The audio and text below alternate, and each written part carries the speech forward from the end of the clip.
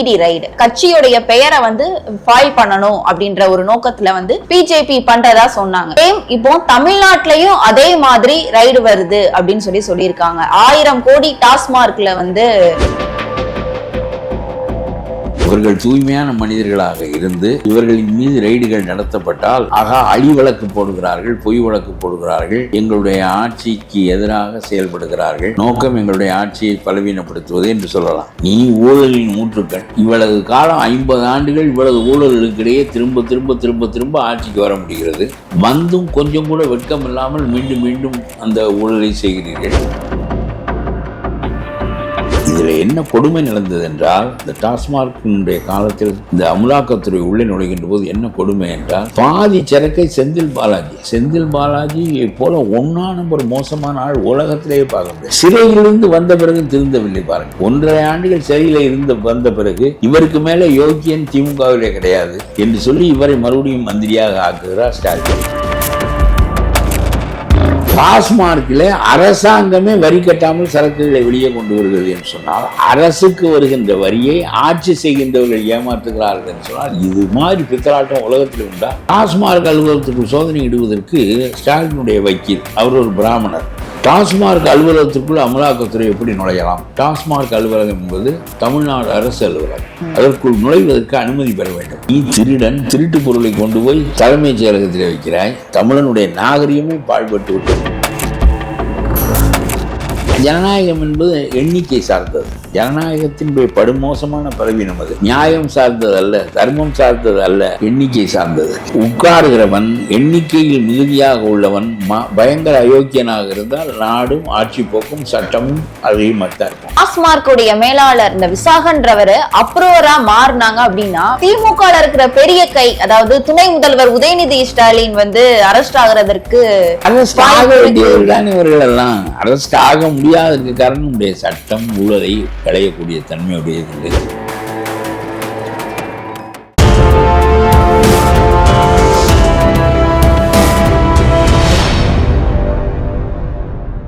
மூத்த பத்திரிகையாளரும் தமிழ்நாடு தன்னுரிமை கழகம் தலைவருமான பல கருப்பையா அவர்கள், வணக்கம் சார், எப்படி இருக்கீங்க? ரொம்பவே பரபரப்பா தமிழ்நாடு முழுவதும் பெரும் பேசும் பொருளா ஒரு விஷயம் போயிட்டு இருக்கு சார். என்ன அப்படின்னா, இடி ரைடு. அதாவது டெல்லியா இருக்கட்டும், இதுக்கு முன்னாடி ஆந்திராவா இருக்கட்டும், அந்த நேரங்கள்ல கரெக்டா எலெக்ஷன் அப்போ ரைடு விட்டாங்க. அதாவது கட்சியுடைய பெயரை ஃபாயில் பண்ணணும் அப்படின்ற ஒரு நோக்கத்துல பிஜேபி பண்றதா சொன்னாங்க. சேம் இப்போ தமிழ்நாட்டிலையும் அதே மாதிரி ரைடு வருது அப்படின்னு சொல்லியிருக்காங்க. 1000 கோடி டாஸ்மார்க்ல அதாவது இவர்கள் ரொம்ப தூய யோவான்களா? அவர்களுக்கு இவர்களுடைய பெயரை கெடுப்பது மட்டும்தான் நோக்கமா? அல்லது இவர்கள் அத்தகைய ஊழல்களுக்கு உட்பட்டவர்கள் சட்டத்தின் பிடியில மாட்டாமல் இருந்தார்கள். ஆகவே எதிர்த்தரப்பு ஆட்சி இருக்கின்ற காரணத்தினால் அந்த ரெய்டுகளெல்லாம் நடக்கின்றனவா என்ற கேள்விகளெல்லாம் எஞ்சி இருக்கின்றன. இவர்கள் தூய்மையான மனிதர்களாக இருந்து இவர்களின் மீது ரெய்டுகள் நடத்தப்பட்டால் அழி வழக்கு போடுகிறார்கள், பொய் வழக்கு போடுகிறார்கள், எங்களுடைய ஆட்சிக்கு எதிராக செயல்படுகிறார்கள், நோக்கம் எங்களுடைய ஆட்சியை பலவீனப்படுத்துவது என்று சொல்லலாம். நீ ஊழலின் ஊற்றுக்கள், இவ்வளவு காலம் 50 ஆண்டுகள் இவ்வளவு ஊழல்களுக்கிடையே திரும்ப திரும்ப திரும்ப திரும்ப ஆட்சிக்கு வர முடிகிறது. வந்தும் கொஞ்சம் கூட வெட்கம் இல்லாமல் மீண்டும் மீண்டும் அந்த ஊழலை செய்கிறீர்கள். உங்களுடைய தகப்பனார் சர்க்காரியா ஊழலில் மாட்டி எமர்ஜென்சியில் உங்களையெல்லாம் கொண்டு போய் உள்ளே வைத்து அடித்து உதைத்து நைத்து ஊழலின் பேராலே உங்களுடைய ஆட்சி கலைக்கப்பட்டு இப்படி 1975 2025 வரையிலும் உங்களுடைய அரசியல் முறை மாறவில்லை, வாழ்க்கை முறை மாறவில்லை, உங்களுடைய குடும்பத்தின் போக்கு மாறவில்லை, நீங்கள் கொள்ளையடிப்பது மாறவில்லை. ஆகவே தப்பான மனிதனை, ஒரு திருடனை ஒருவன் கல்லால் அடிக்கிறான் என்று சொன்னால் அவனை காப்பாற்ற அவனும் முயல மாட்டான். நல்ல மனிதனை ஒரு மனிதன் துன்பப்படுத்தினால், ஒரு அணிலை கூட ஒரு பூனை விரட்டினால் நாம் பூனையிடமிருந்து அணிலை காப்பாற்ற முயல்வோம் என்று அதட்டுவோம். எவனாவது ஒருவன் வீதியில் போகின்ற போது நாயின் மீது கல்லை விட்டு அடித்தால் அவனை கண்டிப்போம். ஏண்டா அது என்னடா பண்ணிச்சோன்னா அறிவு கேட்டவனை, அது மேலே ஏண்டா கல்லை எறிகிற என்று கேட்போம். தகுதியான மனிதர்கள், தவறே செய்யாதவர்கள் தங்கள் போக்கில் போகின்ற போது அவர்களின் மீது ஒரு வன்முறை பாயுமானால், நாயின் மீது கல்லெறியப்படுவது போல, அணில் பூனையால் விரட்டப்படுவது போல ஒரு நிகழ்வு நடந்தால் நாம் உள்ளே நுழைந்து அவர்களை காப்பாற்ற முயல்வதும் அதை மீறி அவர்கள் செய்துவிட்டால் இந்த அயோக்கியர்கள் அதனுடைய வாழ்க்கையை குதறி விட்டார்கள் என்று சொல்வது இயல்பானது. நீ ஊழலின் ஊற்றுக்கள், உன் மீது ஏன் நடவடிக்கை எடுக்கவில்லை? மாற்று அரசு மேலே இருக்கின்ற காலத்தில் அது எடுக்க வேண்டாமா என்கின்ற கேள்விதான் வருமே தவிர.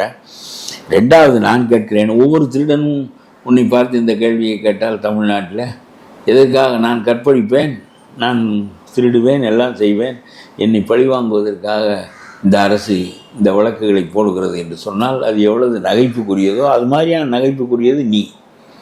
எங்கேயாவது உலகத்திலே டாஸ்மார்க் ஊழல், பாட்டிலுக்கு மேலே காசு வாங்குவது, உலகத்திலேயே உற்பத்தி செய்கின்றவர்கள் பூராவும் அரசியல்வாதிகள்.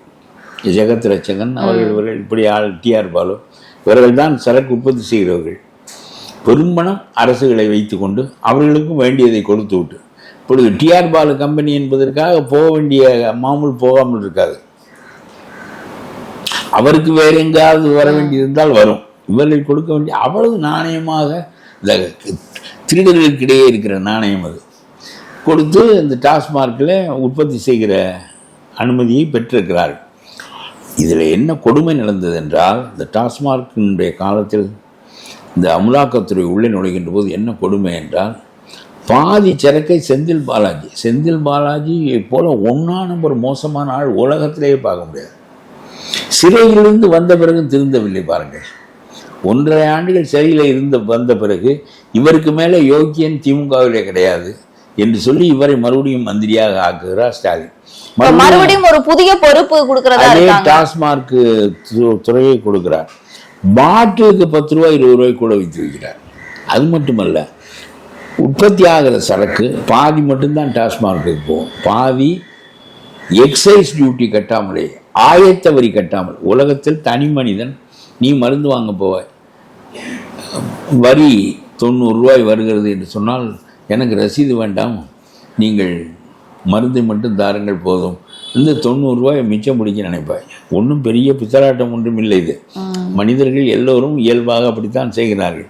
தேவையில்லாத வரிகள் எல்லாம் ஜப்பானில் எவனும் வரியை ஏமாற்றுவதில்லை. எந்த பொருளாக இருந்தாலும் 8% தான் ஜிஎஸ்டி. எந்த பொருளாக இருந்தாலும், ஏசி வாங்கினாலும் 8%, சவ்வு மிட்டாய் வாங்கினாலும் 8%. எவனும் வரியை ஏமாற்றுவது கிடையாது. எங்கேயாவது உண்டா? இங்கே 28% வரி, 18% வரி, அப்புறம் ஏமாற்றுவான். நான் சொல்லுகிறேன், தியரியே மோடி அரசாங்கத்துக்கும் தெரியாது, மற்றவர்களுக்கும் தெரியாது. தகுதிக்கு மீறி வரி போட்டால் ஏமாற்றுகிற போக்கைத்தான் அது வளர்க்குமே தவிர உண்மையான மனிதனே அது உருவாக்காது. அரசாங்கம் நாம் ஒரு காரியத்திற்கு வரி கொடுக்க வேண்டும் என்பது நியாயமானது. ஆனால் இந்த முனிசிபாலிட்டிக்காரன் இந்த வீட்டுக்கு வரி போடுகின்ற போது அவனுக்கு காசு கொடுத்தால் ஒரு வரி போடுவான், காசு கொடுக்காவிட்டால் ஒரு வரி போடுவான் என்கின்ற நாட்டில் எல்லா தப்புக்களும் நடக்கும். அது ஒரு பக்கம் இருக்கட்டும். டாஸ்மார்க்கில் அரசாங்கமே வரி கட்டாமல் சரக்குகளை வெளியே கொண்டு வருகிறது என்று சொன்னால், அரசுக்கு வருகின்ற வரியை ஆட்சி செய்கின்றவர்கள் ஏமாற்றுகிறார்கள் என்று சொன்னால், இது மாதிரி பித்தலாட்டம் உலகத்தில் உண்டா? வெளியே கொண்டு வந்து சரக்கை கூடுதலாக விற்றால் அந்த வரிக்கு உள்ள பணமும் சேர்ந்து இவர்களுக்கு மிஞ்சும், பாட்டிலுக்கு 10% மிஞ்சும். அப்படியானால் அமலாக்கத்துறை உள்ளே நுழைந்து இவனை ரெய்டு அடிக்காமல் என்ன செய்வான்? அது ஒரு பக்கம் இருக்கட்டும். இன்னொரு பக்கம், டாஸ்மார்க் அலுவலகத்திற்குள் அவர்கள் சோதனையிட போனார்கள். டாஸ்மார்க் அலுவலகத்திற்குள் சோதனை இடுவதற்கு ஸ்டாலினுடைய வக்கீல், அவர் ஒரு பிராமணர். ஒரு பிராமணன் போய் இந்த அசிங்கத்தை செய்கிறானே என்று நான் வருத்தப்பட்டேன்.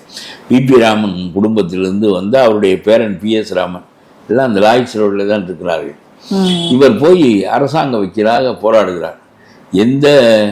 அந்த காலத்தில் அசுரர்களுக்கும் பிராமண குருக்கள் இருப்பார்கள். அது மாதிரி இந்த திமுக அழிவு சக்திகளுக்கும் இவர்கள் அசுரர்களுக்கும் வக்கீலாக இருக்கிறார்கள். இவர் பேசுகிறார்.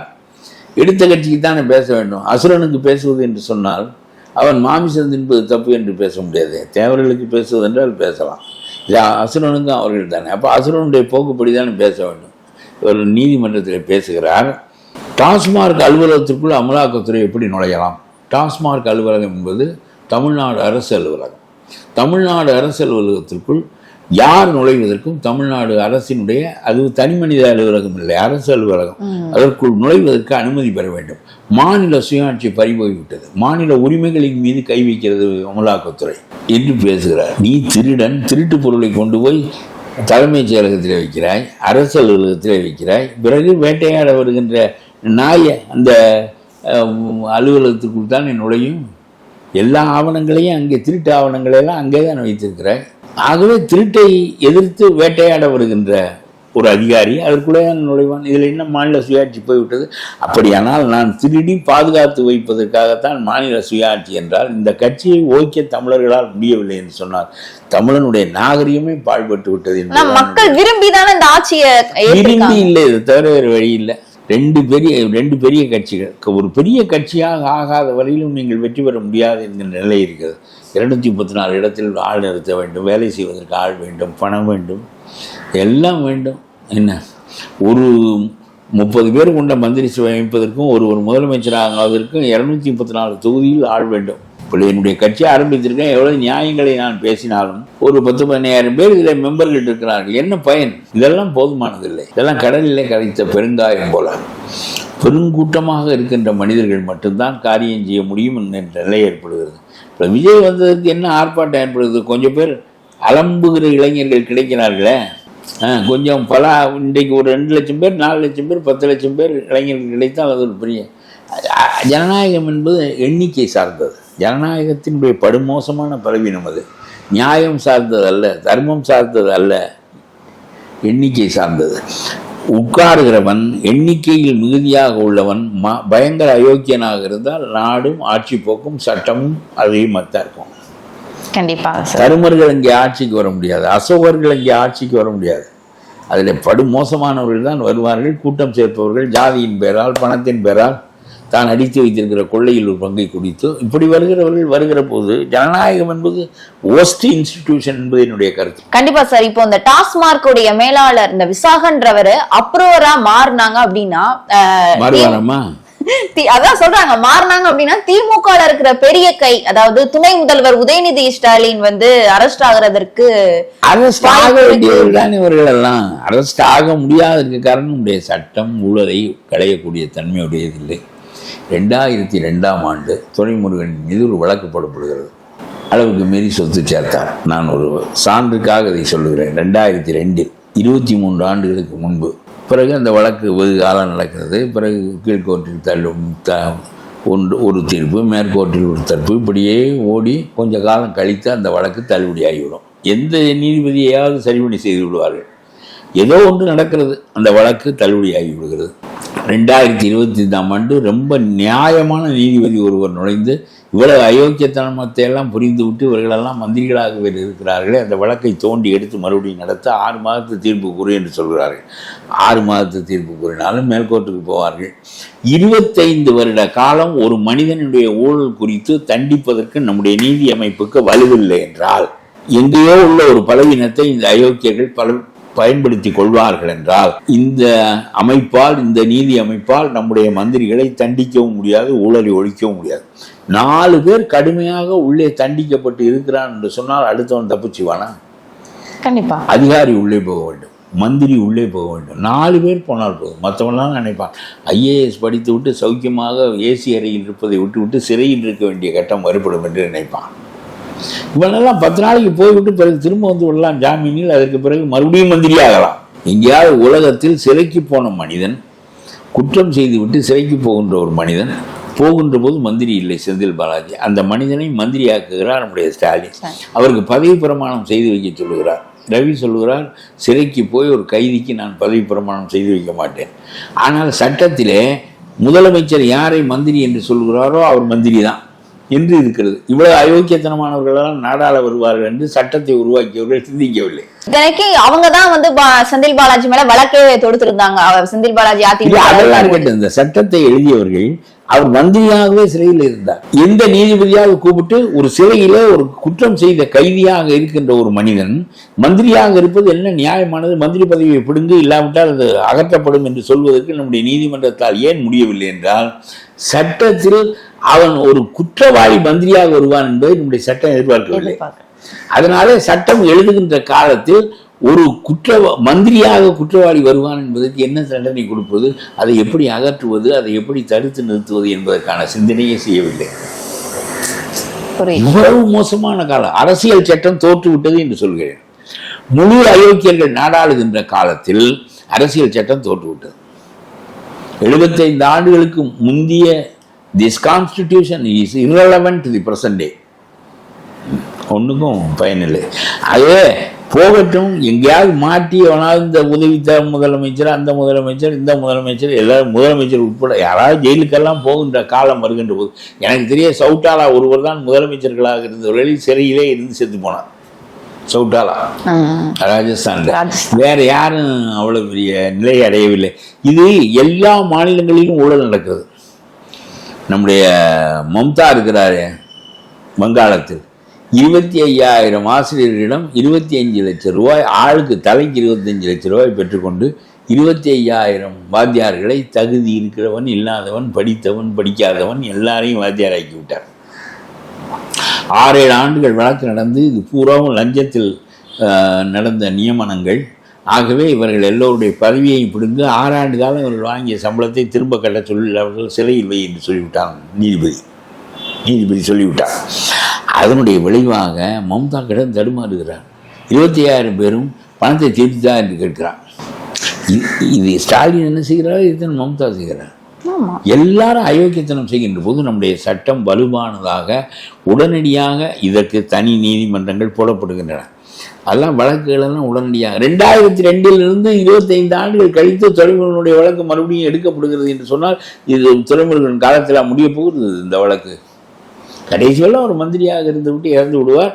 என்ன ஒரு அசிங்கம், சேற்றவாரி வீசுவார்கள். மந்திரி ஊழல் இல்லாத மந்திரியே கிடையாது என்று சொன்னால் சொல்லிவிட்டு போடணும். நமக்கு என்ன மேலா வலிக்கிறது, அவளுக்கு கேவலமாக போய்விட்டது.